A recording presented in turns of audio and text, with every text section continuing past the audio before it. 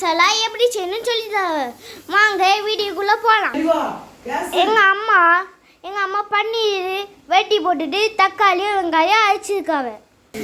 இப்போ பன்னீரை பட்டரை அப்படியே போட்டு ஃப்ரை பண்ணணும். இப்போ தேங்காயும் கேஷ்யூ நட்டும் மிக்ஸில் போட்டு அரைக்கணும். பன்னீரை ஃப்ரை பண்ணி தண்ணியை எடுத்து வச்சுருக்கோம்.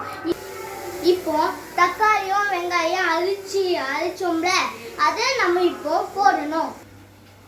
இப்போ அரைச்சி வச்ச தேங்காவையும் கேஷ்யூ நட்டையும் உள்ளே போட்டு கொதிக்க வைக்கணும்.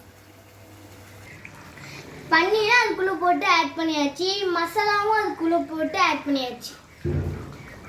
பன்னீர் பட்டர் மசாலா ரெடி ஆகிட்டு கிடக்கு.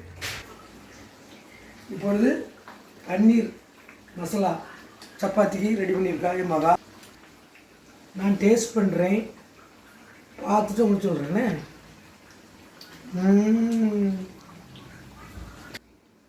நல்லா பண்ணியிருக்கா, நீங்களும் ட்ரை பண்ணுங்க. பன்னீர் பட்டர் மசாலா ரெடி ஆயிடுச்சு. இப்போ இங்கே பாட்டி சப்பாத்தி போடுறாங்க.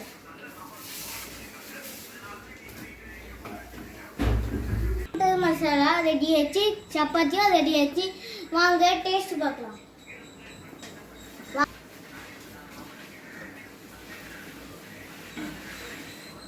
சூப்பராக இருக்கு. நீங்களா சாப்பிடுங்க, ஹாப்பியாக இருங்க. உங்கள் பாட்டி கூட சாப்பிட்டு நல்லா என்ஜாய் பண்ணுங்க.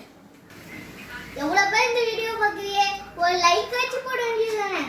ப்ளீஸ் ஃப்ரெண்ட்ஸ், ஒரு லைக் போடுங்க, சப்போர்ட் பண்ணுங்க, கமெண்ட் பண்ணுங்க. தேங்க்யூ.